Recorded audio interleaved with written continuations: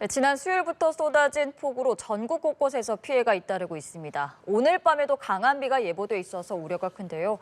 지금까지 피해 상황과 관련된 내용 함흥구 을지대 안전공학 전공 교수와 함께 이야기해보겠습니다. 어서 오십시오. 네, 이번 기록적인 폭우로 인해 4명이 사망하고 2명이 실종된 상태인데요. 이런 호우의 규모로 봤을 때 이 정도 피해가 있을 거라고 좀 예측을 하셨는지요? 네, 지금 그 남부지방 같은 경우에 기록적인 폭우 상황을 지금 기록을 하고 있고요. 앞으로도 300에서 400mm 가량 예. 이 강우가 더 집중이 될 걸로 보여서 더 좀 추가적인 피해가 있을까 굉장히 이제 우려스러운 상황이고요. 이렇게 이제 좁은 띠 형태로 어떤 그 기압 배치가 되면서 지금 이제 남부지방을 중심으로 한 집중적인 강우 형태를 보여주는 네. 걸로 이렇게 보여집니다. 어제 충청 지역도 그렇고 그리고 다양한 지역에서 특히 밤 사이에 비가 굉장히 많이 와서 피해가 더 컸던 것 같습니다. 또 오늘 밤에도 비가 많이 내리는 지역이 몇몇 곳이 있는 걸로 알려져 있는데 이렇게 야간에 비가 오면은 더 위험한 거죠? 네, 그렇습니다. 지금 열대 저압부가 지금 야간에 더 활성화되는 이런 특성을 지금 보여주고 있고요. 이제 예. 이런 부분들은 이제 실제로 여러 가지 비열이라든가 이런 차이에 의해서 지금 우리나라 이제 심야 시간대 이렇게 이 강우 집중도가 높아지는 이런 추세를 보이는 것 같고요. 네. 말씀하신 것처럼 이제 심야 시간대 이렇게 많은 이제 강우가 내리면 사실 이제 여러 가지 침수 사항이라든가 그리고 이제 산사태 우려도 그렇고요. 예. 그래서 아무래도 이제 주무시는 시간에 취약한 시간대 발생을 하다 보면 그 대응이라든가 전반적인 피해가 더 확대될 우려가 높아 보입니다. 알겠습니다. 밤 사이에 비가 많이 내리는 경향이 있기 때문에 위험한 지역에 계시는 분들은 미리미리 대비를 해두셔야 할 것 같고요. 그리고 상황이 이렇게 심상치 않자 정부도 조치에 나섰는데 중대본 3단계를 가동하고 있습니다.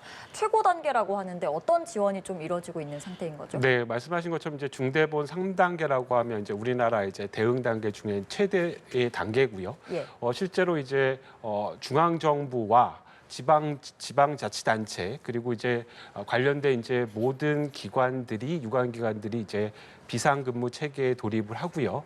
특히 이제 행정안전부를 중심으로 해서 각각의 이제 현장 상황들을 실시간으로 모니터링하고 거기에 걸맞는 직접적인 어떤 그 지휘라든가 이런 부분들이 총체적으로 이루어지는 그런 단계라고 말씀드릴 수가 있겠습니다. 알겠습니다. 폭우가 계속되면서 산사태 그리고 침수 같은 사고가 이어지고 있는데 특히 하천변 근처에 있는 주민들에게는 대피를 하라 이런 권고가 내려지기도 합니다. 이럴 때는 좀 어떻게 대피를 하면 좋은지 대피를 못하는 상황이라면 대비를 해야 할 텐데 좀 어떤 식의 조치가 필요할까요? 네, 그렇습니다. 지금 이제 그 계속된 이제 강우 상황에 따라서 이 소위 말하는 하천변이라든가 특히 이제 제방 유실이 되는 그런 우려가 있는 상습 저지대 그리고 이제 우리가 일명 이제 고수부지 혹은 이제 대부분의 이제 취락이라든가 이런 것들이 제방을 중심으로 해서 배후습지 쪽에 형성이 되거든요. 그래서 네. 만약에 이런 제방이 무너지게 되면 상대적으로 이제 저지대에 취약한 이런 지역 같은 경우에 침수가 굉장히 빨리 이루어질 수 있기 때문에 이런 지역은 말씀하신 것처럼 미리미리 좀 선제적으로 대피를 하셔야 되겠고요. 지금 이제 말씀하신 이제 중대본 3단계에 지금 해당 지역 같은 경우에 어디로 어떻게 대피를 해야 되는지 이런 부분들에 대한 전반적인 이제 정보가 갈 거고요. 아무래도 이제 공공기관이라든가 학교 예. 이런 고지대로 좀 대피를 하시는 것이 좋겠습니다. 그리고 이번 호우로 인해서 도로가 물에 잠긴 게 300여 건이 넘는다고 하더라고요.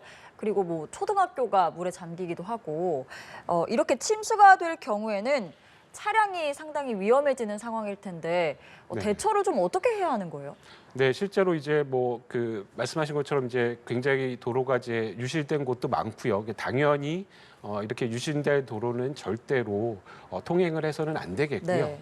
이렇게 이제 침수가 이미 된 이런 지역에서는 차량을 이용하시기보다는 그리고 혹은 차량을 어떻게 보면 좀 물에 안 들어가게 하려고 침수가 안 되려고 다른 곳으로 인위적으로 이동하는 이런 행동이 굉장히 위험한 행동이고요. 예. 이 차량보다는 좀 더 안전한 지역으로 선제적으로 미리 대피를 하시는 것이 좋겠고요. 만약에 차량 안에 고립이 돼 있는 상황이라고 네. 한다면 빨리 차량 밖으로 나오셔서 말씀드린 대로 고지대라든가 안전한 지역으로 이동을 하시는 것이 중요하겠습니다. 운전 중에 침수 조짐이 있을 경우에는 일단은 그렇죠. 빨리 차량을 버리고 예. 극단적으로 말씀드리면 차량을 버리고 네. 안전한 지역으로 도보로 이동을 하시는 것이 중요하겠습니다. 예, 안전이 최우선이고 또 이번 비의 경우에는 순식간에 굉장히 많이 내리는 경향이 있기 때문에 주의를 하셔야 될 것 같고요.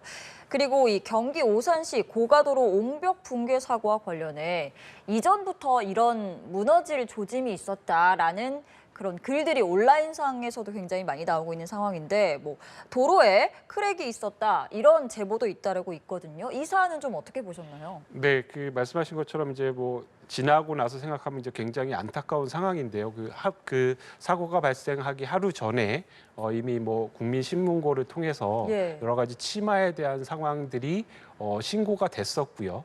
이런 부분들을 사전에 좀 미리 적절하게 활용을 해서 전반적인 이제 통제라든가 뭐 이런 부분들. 근데 해당 경우에는 아이러니하게도 이제 상부 쪽은 뭐 싱크홀이라든가 이런 치마 때문에 통제를 했는데 네. 이 통제된 부분 아래편, 그러니까 다시 말씀드리면 옹벽 붕괴가 직접적으로 이루어지는 이 사면 쪽에 있는 도로는 그 통행을 시켰거든요. 그래서 예. 물론 이제 설마 옹벽이 무너지랴라고 하는 그런 부분에서 취했던 행동이라고 할 수 있겠지만 지나고 보면 굉장히 좀 안타까운 그런 어떤 선택의 순간이 아니었나 이렇게 보여집니다. 그러니까 어느 정도는 좀 예측이 가능한 사고였다 그렇습니다. 이렇게 볼 네네. 수 있겠죠. 그렇기 때문에 더더욱 이 관리 감독 책임을 이제 누군가 져야 한다. 조사를 해봐야 된다. 대체 왜 이런 사고를 방치를 했는가에 대한 이야기가 계속해서 나오고 있어요. 좀 어떤 점을 집중적으로 조사를 하게 될까요? 그 해당 옹벽 같은 경우 이제 그 전장이 최대가 되는 것은 약 10m 가량 되거든요. 10m. 네. 보통 이제 옹벽 높이가 2m를 넘게 되면 실제로 이렇게 강우 상황이 됐을 때 배수를 시키는 배수구를 반드시 설치하도록 돼 있습니다. 그래서 예. 실제로 이제 토합뿐만 아니라 이 가중되는 수압을 빨리 배출시켜서 옹벽의 어떤 구조적인 이런 처짐이나 무너짐 현상들을 방지하는 이런 그 장치들을 두게 돼 있는데요. 해당 옹벽 같은 경우에 그런 배수구라든가 이런 부분들이 이제 제가 이제 사진상으로 봤을 때 원활하게 혹은 제대로 설치가 안 돼 있는 그런 부분이 있고요. 이 해당 옹벽 같은 경우에 그 실제로 이제는 성토를 해서 이렇게 다시 말씀드리면 흙을 쌓아 올렸는데 네. 이걸 이제 계속 다짐을 하고 단단하게 굳힌 다음에 옹벽을 세우는 이런 방식이 돼야 되는데 해당 어떤 그런 공정상의 공사 시공 간에 여러 가지 좀 부실한 부분이 있지 않았나 네. 이렇게 지금 보여집니다. 네, 국토교통부에서 오산 옹벽 붕괴 사고와 관련해 조사위원회를 구성하기로 했다. 그래서 앞으로 조사가 이루어질 것으로 보이고요. 그리고 이렇게 비가 많이 오면서 지반이 약해진 탓에 산사태 위험도 굉장히 커졌잖아요. 전조 증상이 있다고 하는데 좀 어떤 증상들이 있는 건가요, 산사태에는? 네, 산사태 같은 경우에 이제 뭐 일반적으로 이제 그 얘기하고 있는 전조 증상은 뭐 한마디로 말씀드리면 평소의 거동보다 다른 거동을 보이면 좀 이상 상황이다라고 인지를 하시는 게 네. 좋겠습니다. 예컨대 뭐 갑자기 경사면에서 물이 솟는다거나 혹은 물이 잘 나오던 곳에서 물이 안 나온다든가 뭐 나무가 기울다든가 아니면 이제 산에서 땅 울림과 같은 이런 그 소음이 발생을 한다던가 뭐 이런 좀 평소와 다른 거동이 보이는 형태를 어떤 그 산사태의 징후라고 얘기를 할 수가 있겠고요. 네. 가장 직접적인 것은 실제로 이제 비탈면에서 여러 가지 토사라든가 뭐 바위라든가 자갈 이런 것들이 실제로 흘러내리는 이런 현상들이 흘러내린다. 네. 그런 현상들이 이제 직접적으로 목격이 된다라고 하면 그 신속하게 좀 안전한 곳으로 대피를 하시는 예. 것이 좋겠습니다. 산간 지역에 있는 분들께서는 유의를 하셔야 할 것 같습니다. 그리고 지난 봄에 산불이 크게 났잖아요. 경북 지역, 경남 네네. 지역 이쪽 영남권에 산불이 크게 났었는데 그러면은 지금 산사태에 더 취약할 수 있는 상황인 건가요? 그렇습니다. 지금 뭐 산림청도 그렇고 말씀하신 대로 이제 산사태가 발생했던 지역은 여러 가지 그 어떤 수풀이라든가 나무들이 이제 소실이 됐고요.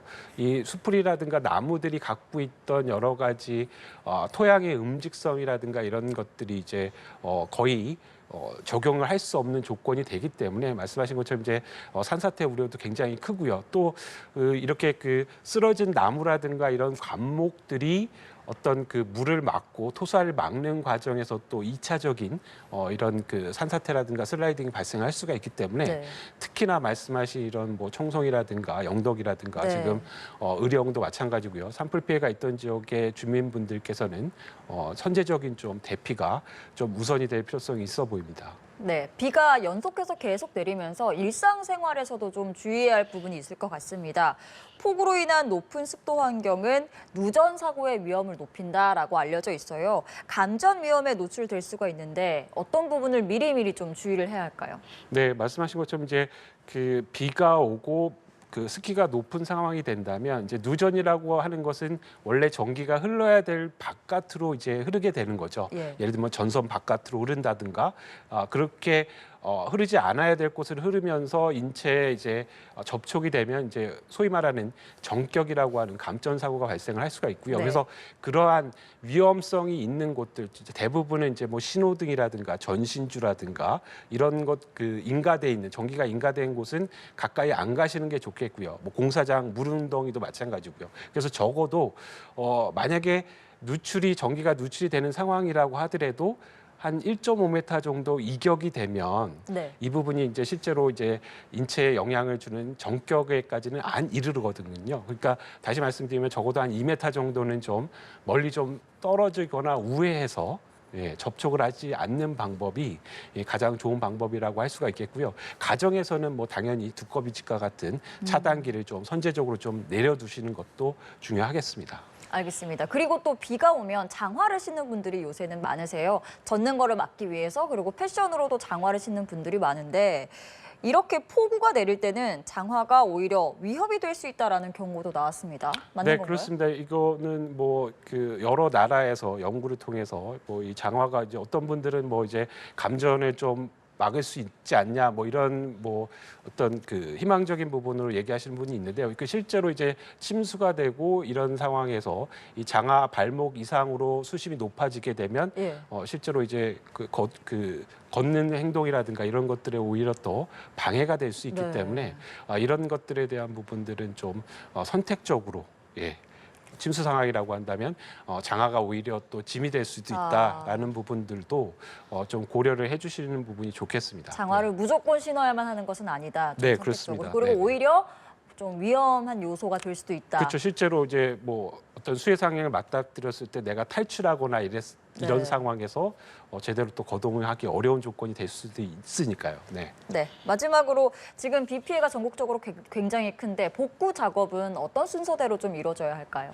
우선 이제 기본적인 인프라에 대한 재건이 필요합니다. 말씀하신 이제 뭐 도로 유실이라든가 이런 부분들, 그래서 중장비를 동원해서 이런 유실된 부분을 이제 복구를 하고 이렇게 이제 장비가 들어가는 이런 어떤 그 동선을 좀 확보하는 게 우선이겠고요. 그리고 이제 여러 가지 뭐 실제로 이제 집을 잃으신 분들은 빨리 임시거주 시설에서 좀 안정화를 시키고 네. 또 여러 가지 이제 수인성 전염병이라든가 이런 것들에 대한 방역이라든가 이런 것도 현장에서 좀 신속하게 이루어져야 될 것으로 보여집니다. 알겠습니다. 지금까지 함은구 을지대 안전공학 전공 교수와 이야기 나눠봤습니다. 말씀 고맙습니다.